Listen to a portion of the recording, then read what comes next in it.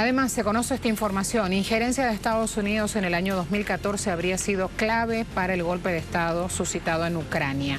Un columnista francés, Quentin Jacquet, recuerda que la nación norteamericana la nación estadounidense siempre ha favorecido la organización del Tratado del Atlántico Norte, de la OTAN. Destacó que se eligió el momento oportuno para influir en lo que fuera luego el derrocamiento ilegítimo de Víctor Yanukovych. Vladimir Putin estaba preparándose para los Juegos Olímpicos de Sochi, dice él, y no pudo impedir el golpe.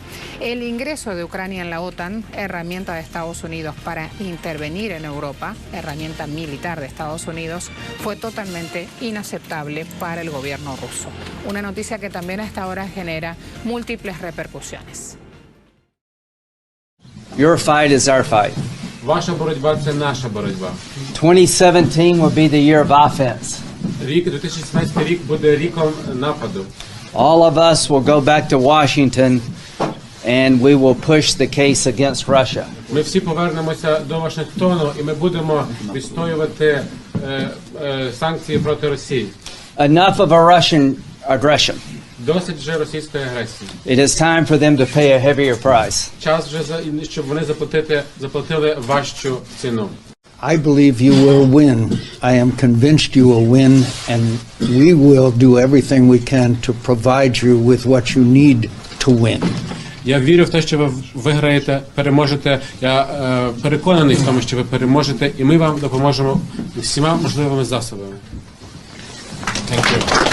Це те саме гільзи з ворожих БМП, які Means preparation. I am not parsing words. I'm using the same words that your advisors use. Please go ahead. No lead question. Russia goes to you. 2 minutes, Senator Obama. How do you see the relationship with Russia? Do you see him as a competitor? Do you see him as an enemy? Do you see him as a potential partner? Well, I think that given what's happened over the last several weeks and months, our entire Russian approach has to be evaluated because a resurgent and very aggressive Russia is a threat to the peace and stability of the region. Their actions in Georgia were unacceptable. They were unwarranted, and at this point it is absolutely critical for the next president to make clear that we have to follow through on our the six-point ceasefire. They have to remove themselves from South Ossetia and Abkhazia. It is absolutely important that we have a unified alliance and that we explain to the Russians that you cannot be a 21st century superpower or power and act like a 20th century dictatorship. And we also have to affirm all the fledgling democracies in that region. The Estonians, the Lithuanians, the Latvians, the Poles, the Czechs, that we are in fact going to be supportive and in solidarity with them in their efforts. They are members of NATO, and to countries like Georgia and the Ukraine, I think we have to insist that they are free to join NATO if they meet the requirements, and they should have a membership action plan immediately to start bringing them in. Now, we also can't return to a Cold War posture with respect to Russia. It's important that we recognize there are going to be some areas of common interest. One is nuclear proliferation. They have not only 15,000 nuclear warheads, but they've got enough to make another 40,000, and some of those loose nukes could fall into the hands of al-Qaeda. This is an area where I've led on in the Senate, working with a Republican, ranking member of the Senate Foreign Relations Committee, Dick Lugar, to deal with the proliferation of loose nuclear weapons. That's an area where we're going to have to work with Russia, but we have to have a president who is clear that you don't deal with Russia based on staring into his eyes and seeing his soul. You deal with Russia based on what are the national security interests of the United States of America, and we have to recognize that the way they've been behaving lately demands a sharp response from the international community and our allies. 2 minutes on Russia, Senator McCain. Well, I was interested in Senator Obama's reaction to the Russian aggression against Georgia. His first statement was, both sides ought to show restraint. Again, a little bit of naivete there. He doesn't understand that Russia committed serious aggression against Georgia. And Russia is now become a nation fueled by petrodollars that is basically a KGB apparatchik-run government. I looked into Mr. Putin's eyes, and I saw three letters, a K, a G, and a B. And their aggression in Georgia is not acceptable behavior. I don't believe we're going to go back to the Cold War. I am sure that that will not happen. But I do believe that we need to bolster our friends and allies. And that wasn't just about a problem between Georgia and Russia. It had everything to do with energy. There's a pipeline that runs from the Caspian through Georgia through Turkey. And of course, we know that the Russians control other sources of energy into Europe, which they have used from time to time. It's not accidental that the presidents of Latvia, Estonia, Lithuania, Poland, and Ukraine flew to Georgia, flew to Tbilisi, where I have spent significant amount of time with a great young president, Misha Saakashvili. And they showed solidarity with them, but also they are very concerned about the Russian threats to regain their status of the old Russian Empire. Now, I think the Russians ought to understand that we will support, we the United States, will support the inclusion of Georgia and Ukraine and the natural process, inclusion into NATO. We also ought to make it very clear that the Russians are in violation of their ceasefire agreement. They have stationed additional troops in Abkhazia and South Ossetia. By the way, I went there once, and we went inside and drove in, and there was a huge poster. And this is Georgian territory, and there was a huge picture of Vladimir Putin, and it said, Vladimir Putin, our president. It was very clear, the Russian intentions towards Georgia. They were just waiting to seize the opportunity. So this is a very difficult situation. We want to work with the Russians, but we also have every right to expect the Russians to behave in a fashion in keeping with a country who respects international boundaries and the norms of international behavior. And watch Ukraine. This whole thing has got a lot to do with Ukraine, Crimea, the base of the Russian fleet in Sevastopol, and the breakdown of the political process in Ukraine between Tymoshenko and Yushchenko is a very serious problem. So watch Ukraine, and let's make sure that the Ukrainians understand that we are their friend and ally. Do you have a major difference with what he just said? No, actually, I think Senator McCain and I agree for the most part on these issues. Obviously, I disagree with this notion that somehow we did not forcefully object to Russians going into Georgia. I immediately said that this was illegal and objectionable, and absolutely I wanted a cessation of the violence because it put an enormous strain on Georgia. And that's why I was the first to say that we have to rebuild the Georgian economy and called for $1 billion that has now gone in to help them rebuild. Because part of Russia's intentions here was to weaken the economy to the point where President Saakashvili was so weakened that he might be replaced by somebody that Putin favored more. 2 points I think are important to think about when it comes to Russia. Number one is we have to have foresight and anticipate some of these problems. So back in April, I warned the administration that you had Russian peacekeepers in Georgian territory.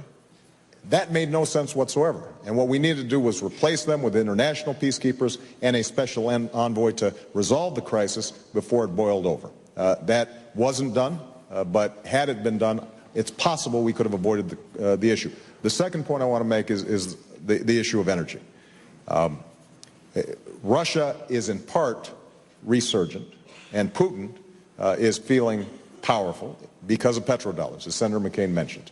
That means that we, as one of the biggest consumers of oil, 25% of the world's oil, have to have an energy strategy, not just to deal with Russia, but to deal with many of the rogue states we've talked about, Iran, Venezuela. And that means, yes, increasing domestic production and offshore drilling, but we only have 3% of the world's oil supplies, and we use 25% of the world's oil. So we can't simply drill our way out of the problem. What we're going to have to do. Destacó la creciente agresividad de Occidente ante la formación natural de otros polos de poder. Señaló que Washington empujó a sus satélites a una coalición para intentar resolver de una vez por todas la cuestión rusa y libró una guerra indirecta a través de Ucrania. El jefe de la diplomacia aclaró que no hay planes de negociar con el régimen actual de Kiev.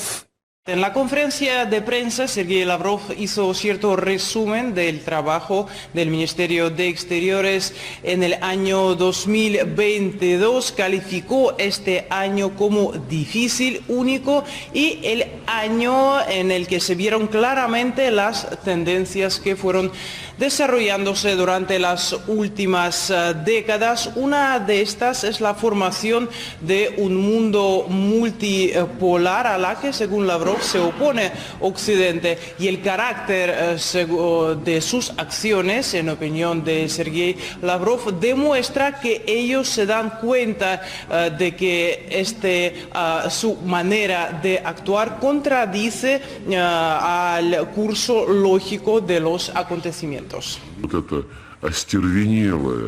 Este intento frenético por todos los medios, por las buenas o por las malas, con métodos prohibidos para asegurar el dominio de Estados Unidos y del resto de Occidente que Washington aplastó por completo, este frenesí refleja el entendimiento de que históricamente actúan contra el curso objetivo de los acontecimientos y de hecho están tratando de detener la formación de un mundo multipolar que no se da por decisión de gabinetes en Washington o en alguna otra capital, sino que simplemente sucede de manera natural, porque los países se desarrollan económicamente.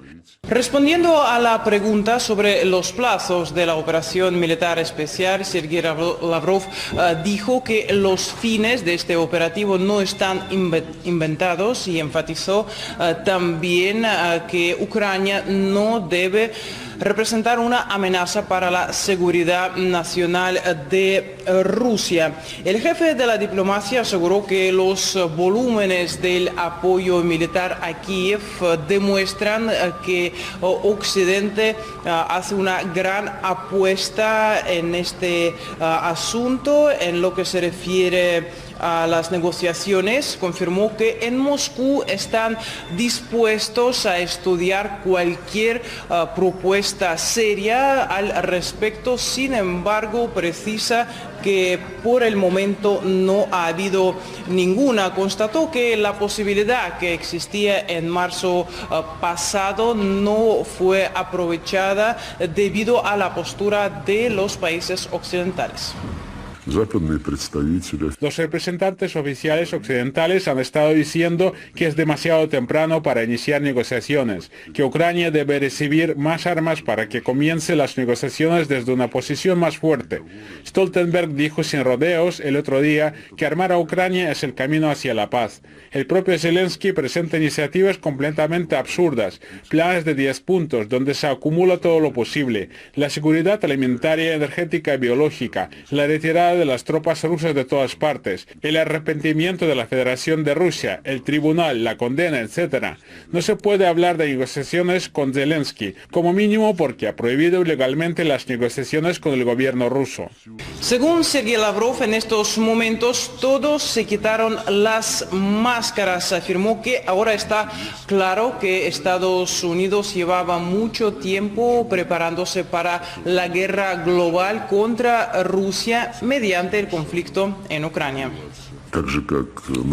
Así como Napoleón movilizó a casi toda Europa contra el Imperio ruso, así como Hitler movilizó, capturó y puso en armas a la mayoría de los países europeos y los arrojó contra la Unión Soviética, ahora Estados Unidos también ha formado una coalición de casi todos los europeos, miembros de la OTAN y no solo, de miembros de la UE también, y a través de Ucrania, por poder, están librando una guerra contra nuestro país con la misma tarea, la solución final de la cuestión rusa.